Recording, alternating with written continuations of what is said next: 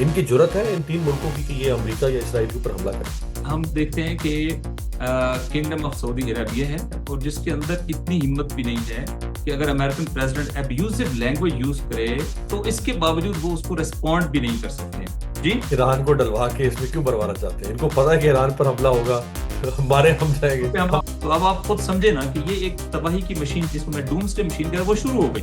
ये एक टिक टिक घड़ी की तरह होती है जिसमें एक पुर्जा अपना काम शुरू करता है तो फिर पूरा साइकिल जो है वो चलना शुरू कर देता है। आप इनको गुड़ से मारना चाहते हैं, जहर से नहीं। बिस्मिल्लाह रहमान रहीम, अस्सलाम वालेकुम। बहुत बड़ी डेवलपमेंट है पाकिस्तान, मशरिक वस्ता, मुस्लिम दुनिया में। और ये डेवलपमेंट है मक्का एग्रीमेंट या मक्का पैक्ट, मक्का डिफेंस एग्रीमेंट पैक्ट, जो कि सऊदी अरब, तुर्किया और पाकिस्तान के दरमियान आज 7 अगस्त को जिस पर दस्तखत हुए हैं।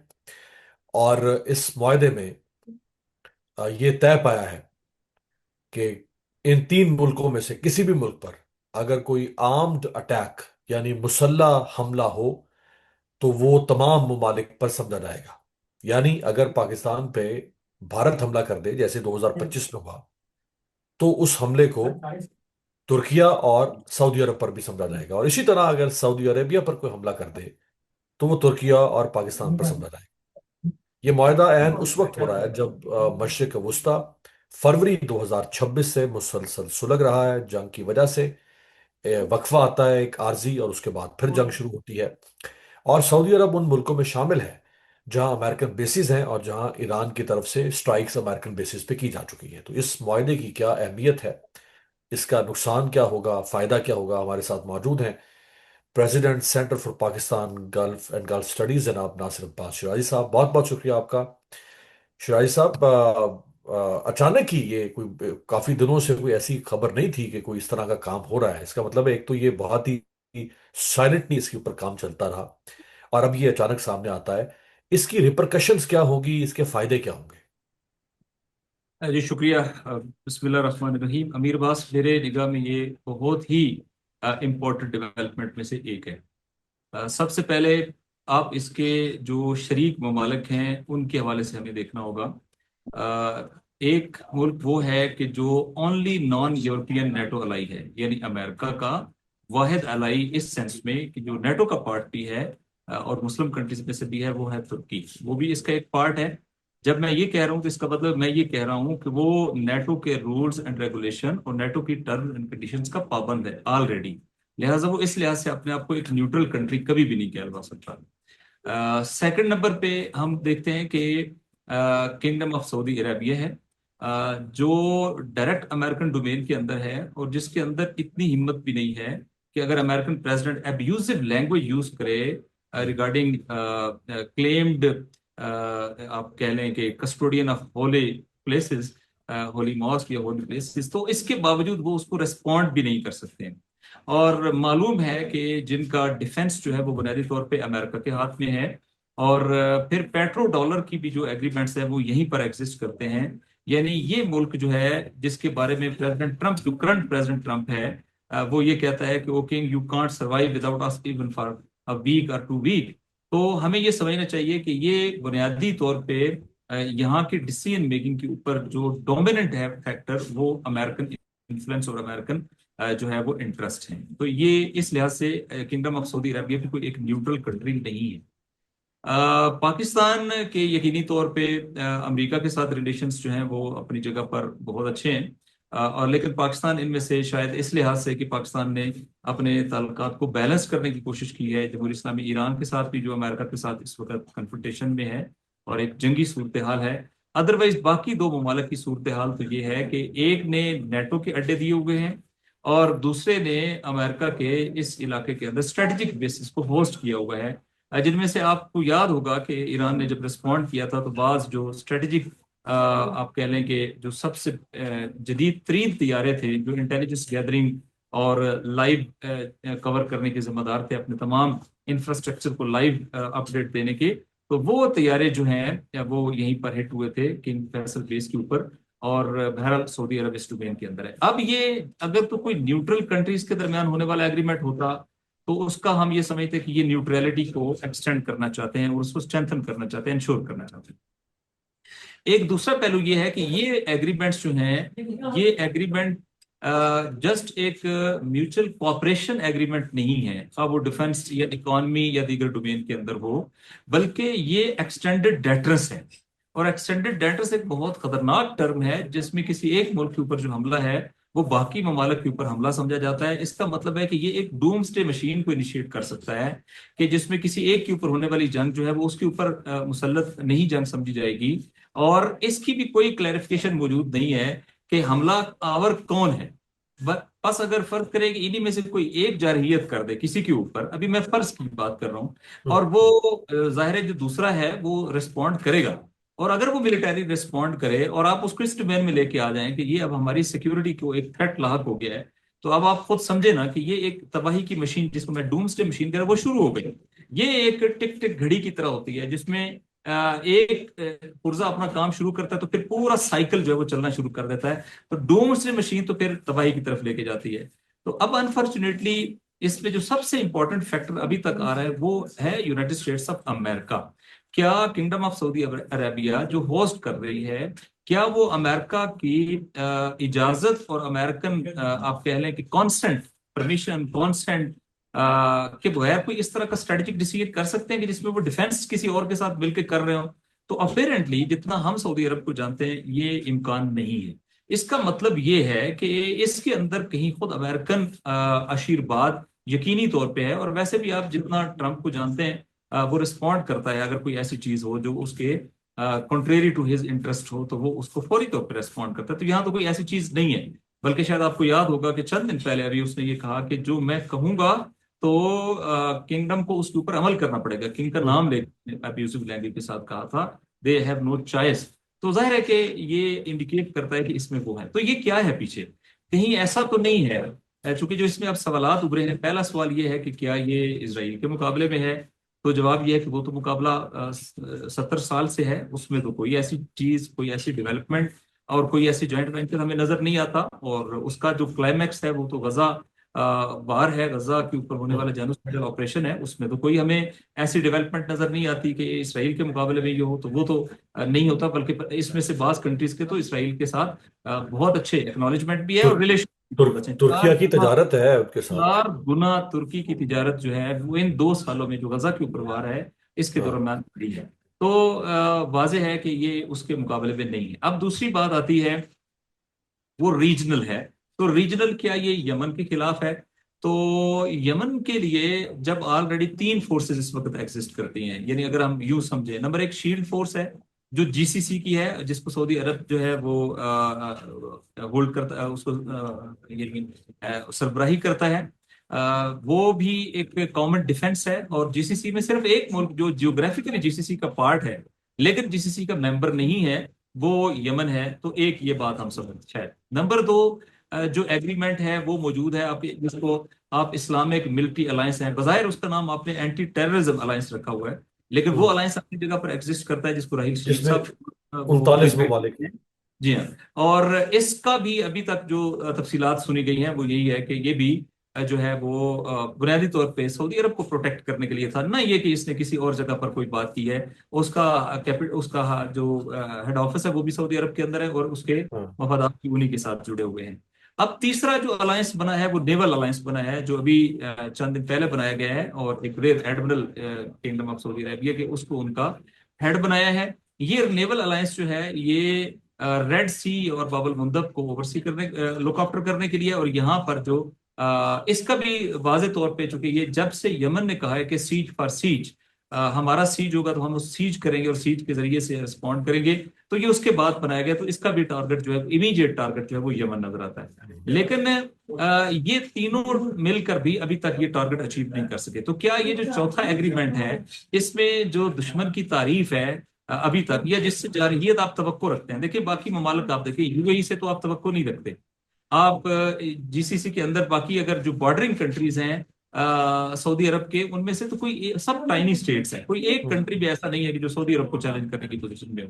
तो फिर कौन है कि ये जो इस ये बात हो सकता है? यहाँ पे मैं यही, जो आपने कहा ना कौन है, तीनों मुल्कों के अगर हम दुश्मन देख लें, जरा एक बिसात बिछाते हैं, पाकिस्तान का दुनिया में कोई ऐसा दुश्मन नहीं है सिवाय दो ममालिक के। असल में तो सिर्फ इंडिया से पाकिस्तान को अटैक का थ्रेट है, या दूसरा अब हमारी अफगानिस्तान के साथ टेंशन है कि वहां से अटैक, लेकिन वो कोई ऐसे उनके पास ऐसी आर्मी नहीं है, ना उनके पास ऐसी एयरफोर्स है, ना उनके पास कोई नेवल फोर्स है कि वो पाकिस्तान पे अटैक करें। वो ज़्यादा से ज़्यादा ये जो दहशतगर्दी के वाक़यात है वहां से हो सकते हैं। अगर हम सऊदी अरब की बात करें तो उनकी जो दुश्मनी है वो या ईरान के साथ, या जैसे आपने यमन का इशारा किया, हाँ उसके कुछ ताल्लुकात स्ट्रेन जरूर हुए मिडल ईस्ट में, जैसे कि यूएई के साथ या कतर के साथ, बट वहां से हमले का खतरा नहीं है। तीसरा मुल्क है तुर्किया। तुर्किया को हमला कहीं से नहीं हो सकता। जो उसके ताल्लुकात खराब हैं उसमें यूनान, शाम, साइप्रस और आर्मीनिया, इन चार ममालिक के अलावा उसका दुनिया में किसी के साथ कोई ऐसा टेरिटोरियल डिस्प्यूट नहीं है कि उस पर कोई हमला कर दे। तो फिर इन तीनों का आपस में बैठना, ये लग तो फिर यही रहा है कि सऊदी अरब ही का कोई यमन के साथ या ईरान वाला और क्या हो सकता है। जी, मैं इसी की तरफ आ रहा हूँ, क्योंकि अभी हमारे पास फर्स्ट हैंड इंफॉर्मेशन तो नहीं है, हम्म। लेकिन हम एक एनालिसिस करेंगे जिसमें हम कुछ चीज़ों को रूल आउट करे जाएंगे। और आपको पता है कि जब हमने बहुत सारे एनालिसिस किए हैं तो वो ठीक साबित हुए हैं, क्योंकि जब हम रूल आउट करते गए हैं तो हमने कहा इसराइल रूल आउट है, ठीक है। अच्छा, दूसरा जैसे आपने कहा सीरिया का चैप्टर अब ओवर हो गया है। सीरिया इस वक्त सऊदी अरब और तुर्की दोनों के साथ इस वक्त फ्रेंडली है, ठीक है। अब साइप्रस की बात करें, क्या उसके अंदर कोई कैपेसिटी है किसी मुल्क के ऊपर नहीं। अटैक करने की, या किसी और छोटी स्टेट के ऊपर? तो कोई ऐसी इमीडिएट हमें वो रीजन नजर नहीं आती है। फिर इसी तरह मैंने कहा कि ये सारे किसकी डोमिनेंस में काम कर रहे हैं, तो वो डोमिनेंस अमेरिकन है। अमेरिका जो काम यहाँ इस खित्ते में अपने वजूद के साथ नहीं कर सका, कोई और है जो उसको ये जगह देने के लिए तैयार है कि वो उसके मफादात को आगे बढ़ाएगा। ये है असल कलीद। यहाँ पर उसके मफादात अभी हिट हुए हैं इस वार में, जिसमें उन्होंने ईरान के ऊपर अटैक किया था। अब मुझे चले फिलहाल हम ये कह सकते हैं कि हमारे मुंह में खाक, ऐसा ना हो। लेकिन इस वक्त टाइमिंग बड़ी इंपॉर्टेंट होती है। देखें, और भी आपको रूल आउट, आपने अपने पाकिस्तान के चार दुश्मनों की, दो दो दो एनिमीज की बात की। पाकिस्तान की लड़ाई है इंडिया के साथ, और इंडिया के साथ बेस्ट रिलेशनशिप है किंगडम ऑफ सऊदी अरबिया के साथ। आप क्या समझते हाँ। हैं ये एक्सटेंडेड डेटर्स यहाँ यूटिलाइज होगा? और इवन उनके उनके जो है वो तुर्की के साथ भी बेस्ट रिलेशनशिप है, हमारे से ज्यादा है उनकी इनके साथ रिलेशनशिप तमाम लेयर्स के अंदर, ठीक। हम्म। फिर आप अगर आप बात करें कि क्या ये वाकयातन ऐसा डुअल है, तो उससे पहले एक तजर्बा हम कर चुके हैं ना, हमारे और सऊदी अरब के दरमियान जो एग्रीमेंट है वो भी तो हाँ, यही एग्रीमेंट है। तो यही क्या यही। क्या ये वन वे ट्रैफिक तो नहीं होता? ये इसको समझना है। वन वे ट्रैफिक क्या है कि आप कहें कि मेरी सिक्योरिटी आपने करनी है, ये वो होता है कि जिसमें आप किसी के बारे में ये समझते हैं कि ये जो है, ये फर्ज करें कि इसके पास किराए की कोई ताकत है, और ये जब मैं इसको पे करूंगा तो ये मेरी मुझे आके सिक्योर करेगा। ये तो पाकिस्तान के बारे में नहीं तस्वर किया जा सकता ना। तो ये टू वे होगा, यानी दोनों की सिक्योरिटी है, दोनों की इनसिक्योरिटी, दोनों की इनसिक्योरिटी। तो जब हम्म। पाकिस्तान बार बार खुलकर, पाकिस्तान का डिफेंस मिनिस्टर, कोई आम नहीं ऑफिशियल, बार बार कहता है कि हम एक क्लियर कट वार में है जो अफगानिस्तान से हम पे इम्पोज हुई गया है, और रोजाना की बुनियाद पे इतनी कैजुअलिटीज हो गई हैं, तो वहां पे सिवाय एक स्टेटमेंट के कि जिसमें हम फ्रीकैन को कंस्ट्रेंट की और जो है वो तहम्मुल और बर्दबारी के साथ आगे बढ़े, कि हम कोई फोर्स की मूवमेंट नहीं देखते, हम कोई डिप्लॉयमेंट नहीं देखते इधर पाकिस्तान की सरजमीन पर अगेंस्ट जो है यानी सऊदी डिप्लॉयमेंट होनी चाहिए ना फिर अगेंस्ट अफगानिस्तानी एग्रेशन। तो वो तो हमें नजर नहीं आता, बल्कि वहां पे हमें तहम्मुल की जो है वो और बर्दाश्त की एप्लीकेशन जो है वो नजर आती है। तो ये इसने इस चीज को और कंफ्यूज कर दिया है कि ये यूं भी नहीं है। तो फिर कौन है कि फिर टाइमिंग सबसे ज्यादा इंपॉर्टेंट होता है। आपने शुरू में इंट्रो में कहा कि भाई आप एक चीज कर रहे हैं, और वो चीज कर रहे हैं, तो क्या पाकिस्तान ने अपने ईवान के अंदर इसको डिबेट किया हुआ है? हाँ, वो क्या, हमने तो पहले वाले को नहीं किया था जो सऊदी अरब के साथ हाँ, किया। क्या इसके हवाले से एक पूरा एटमॉस्फेयर क्रिएट किया है आपस में मुख्तलिफ जो पाकिस्तान की अपनी इंटरनल सिक्योरिटी सिचुएशन है उसके ऊपर आपने कोई डिस्कशन की है? कि उसमें अब हम एक नए एग्रीमेंट में जाने पड़ रहे हैं कि क्या पाकिस्तान की मौजूदा जो हमारी सिक्योरिटी की सिचुएशन है हमें अलाउ करती है कि हम अपने आप को ओवर स्ट्रेच करें और किसी और जगह पर जाएं? तो पाकिस्तान के सारे स्टेक होल्डर ने कहीं बैठना है ना, जो पाकिस्तान के पॉलिटिकल या ओवरऑल रिलीजियस स्टेक होल्डर, तो कहीं बातचीत की है इस हम्म। मुआहदे का? इससे पहले पाकिस्तान में कहीं जिक्र हुआ है कि इस तरह का कोई होने वाला है? ये तो अनाउंसमेंट वहां पे तो साइन हुआ है ना। इसका मतलब हम्म। यह है कि जो इससे पहले चीजें थी वो कहीं भी पब्लिक नहीं की गई। इससे क्या चीज किस तरफ जाती है? इससे जाती है कि कुछ अचानक करना पड़ा है, कोई फौरी करना पड़ा है। तो फौरी कौन है? तो फौरी तो सिर्फ इस वक्त इस रीजन के अंदर अमेरिका ईरान के खिलाफ जो उसके मकासद थे उनको हम्म। हासिल नहीं कर सका। और ईरान के खिलाफ इस जंग में अमेरिका को ना ना अपनी सपोर्ट हासिल है, बल्कि अगर हम बात करें दुनिया भर की अवामी सपोर्ट मुस्लिम ममालिक के अंदर भी गैर मुस्लिम, तो वो ईरान को हासिल है। और बड़ा वाज़ेह मैसेज जा रहा है कि ईरान ने अमेरिका को जो है वो नाको चने चकवा दिए। तो हम्म। क्या कहीं ऐसा तो नहीं है कि जहां अमेरिका डायरेक्ट अपने इंटरेस्ट को अचीव नहीं कर सकता, चूंकि वो एक नॉन इस्लामिक कंट्री भी है, तो अब कहीं जो है वो ऐसी सिचुएशन क्रिएट करके ईरान को घेरा डालने की कोशिश की जाए। ये वो मिलियन डॉलर क्वेश्चन है कि जिसको हम आइंदा दिनों के अंदर आंसर करेंगे, और पाकिस्तान के और गल्फ के दीगर कंट्रीज के जो सही। रिलेशनशिप है ईरान के साथ, वो इस मामले को और ज्यादा जो है वो एलेबरेट और वाजे करेंगे। करेंगे। ये फरमाएं एक एक लेमैन अंडरस्टैंडिंग के लिए कि ये जो अभी हमने सिचुएशन देखी इस ईरान अमेरिका जंग के बाद, जब ईरान ने मिडल ईस्ट में बशमूल सऊदी अरब अमेरिकन बेसिस को और अमेरिकन एसेट्स को निशाना बनाना शुरू किया, जिसको अमेरिका ने ईरान ने कैटेगोरिकली कहा, कोई ऐसा छुप के हमले नहीं, उन्होंने कहा कि चूंकि यहाँ हमारे हम पर हमले हो रहे हैं यहाँ से, तो ये हमारा हदफ है। अगर सऊदी अरब में अमेरिकन बेसिस या इंस्टॉलेशंस के ऊपर ईरान हमला करता है, तो क्या ये हमला सऊदी अरब पर तस्वुर किया जाएगा या अमेरिकन एसेट्स पर होगा? और अगर ये सऊदी अरब पर है, तो फिर क्या पाकिस्तान और तुर्किया ईरान पर हमला करने का हक रखेंगे? देखिए, ये मैंने डूम्सडे मशीन इसीलिए कही कि अगर आप इस तरह की कोई तशरीह करेंगे, जस्ट ये हम्म। तशरीह करें, ईरान के ऊपर अटैक हो और किंगडम ऑफ सऊदी अरेबिया की जमीन इस्तेमाल हो, अब तो प्रूफ आ चुके हैं।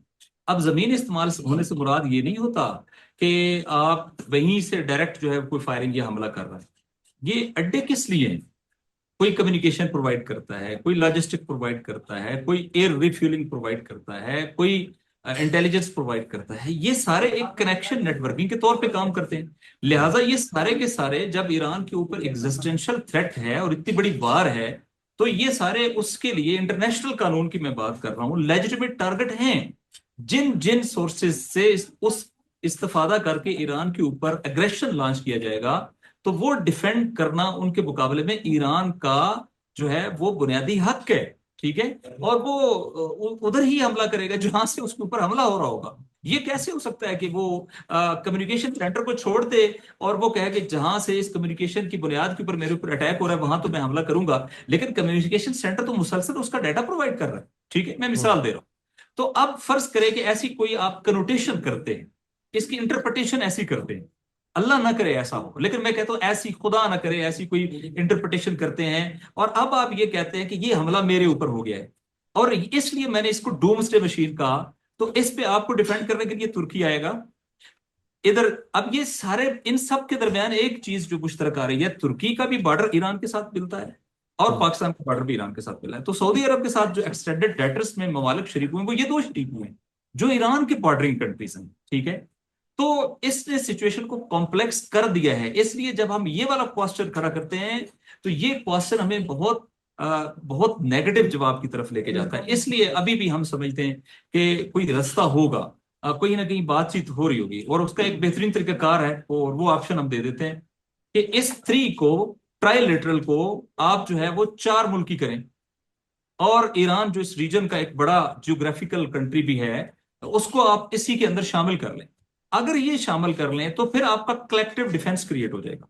और हम्म। कलेक्टिव डिफेंस का मतलब यह है कि अब अमेरिका समेत कोई भी जा रहा है ईरान के ऊपर हमला करेगा, या किंगडम ऑफ सऊदी अरेबिया के या किसी एक मुल्क के ऊपर हमला करेगा, तो वो सबके ऊपर हमला तस्वर होगा, और आपका कॉमन डिफेंस उनके खिलाफ एक्टिवेट होगा। तो अगर इस तरह की कोई चीज करें, अगर अगर कोई इसके अंदर नेगेटिविटी नहीं है, अगर ये बिल्कुल एक पॉजिटिव जेस्चर के साथ है, इसका कोई जो है वो लिंकेज ईरान के साथ नहीं है, तो फिर मैं समझता हूँ कि ईरान को जरूर दावत देनी चाहिए, ताकि ईरान जो है वो एक छोटा मुल्क नहीं है, और इस वक्त उसने अमेरिका को शिकस्त दे दी है, और हम्म। अमेरिका को दे दी है, तो उसके हवारी तो उससे बहुत नीचे आते हैं। अमेरिका की मिलिट्री माइट से ज्यादा तो किसी की मिलिट्री माइट नहीं है ना रीजन के अंदर। हम्म। तो ये भी आपके इल्म में, अब ज़ाहिर है ये मौजू उसका नहीं है कि अमेरिका को कैसे अपनी रिलोकेशंस करनी पड़ी हैं, मिलिट्री पर्सन की, अपने एसेट्स की, अपने एयर रिफिलिंग टैंकर्स की, कहाँ कहाँ उनको लेके जाना पड़ा बेचारे। यहाँ से उर्दन ले गए, साइप्रस ले गए, साइप्रस हिट हो गया, जॉर्डन ले गए, जॉर्डन हिट हो गया, अब इसराइल लेके जाए, कहाँ जाए बेचारे वो। तो मुझे लगता है कि कुछ ऐसी सिचुएशन जो है वो क्रिएट होने का इम्कान है। तो बहुत अच्छा ये है कि ये फूड फॉर थॉट भी दे देते हैं, इस 3 को 4 रुकनी करें, और इसमें जो है वो ये पूरा रीजन कवर हो जाएगा। फिर ये देखिए बॉर्डर कवर होंगे और ये पूरा हम्म। रीजन कवर हो जाएगा, और फिर आप ये क्यों मरवाना एक चाहते हैं इनको? जी। ईरान को डलवा के इसमें क्यों मरवाना चाहते हैं? इनको पता है कि ईरान पर हमला होगा। हमारे हम तो जाएंगे, पे हमला हम होगा, ये कैसे तो जवाब देंगे? इस्लाम का हमला तस्वर होगा। अच्छी तजवीज तो यही है, जिससे आलमी इस्लाम भी प्रोटेक्ट आउट होगा, और आप जिससे इन फलस्तीन आप गजा की इनको मसले गुड़ भी हमें हल होते नजर आएंगे। आप इनको गुड़ से मारना चाहते हैं, जहर से नहीं। तो जो गुड़ से मरे उसे जहर तो नहीं देना चाहिए ना। देना चाहिए, क्योंकि इनको पता है कि ईरान पर तो हमला इसराइल कर सकता है, अमेरिका कर सकता है। और अगर वो ईरान इस पैक्ट में शामिल है तो फिर हमें ईरान के दिफा में सामने आना पड़ेगा। इनकी जुर्रत है इन 3 मुल्कों की कि ये अमेरिका या इसराइल के ऊपर हमला करें। असल तो यही प्रॉब्लम है। अब आप इसको फिर रिवर्स करें, ठीक है, और रिवर्स करके यहां लेके, क्या इनकी जरूरत है कि ये उनके इंटरेस्ट के मुकाबले में कोई डिसीजन मेकिंग करें? हाँ, ये भी ठीक है। और जब हम्म। यहां पर आप पहुंचेंगे तो फिर इस डिसीजन मेकिंग को उस कॉन्टेक्स्ट में देखें, तो फिर हमें कोई बहुत अच्छी चीजें नजर नहीं आ रही।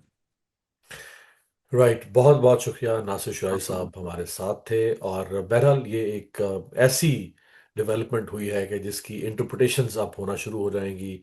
और पाकिस्तान की पॉलिटिकल पार्टीज ऑपोजिशन वो मुतालबा करेंगी, मीडिया सवाल उठाएगा। अभी इसके बहुत सारे मुदरजात खुल के सामने आएंगे, तो ही हम इस पे कोई और हतमी राय की तरफ बढ़ सकते हैं कि असल में इसका मकसद सिर्फ वही है जो अब तक सामने आया है, या इसके और बहुत सारे पसे पर्दा मकासद भी हैं, जिनमें से कुछ का इजहार शिराज साहब ने भी अभी किया।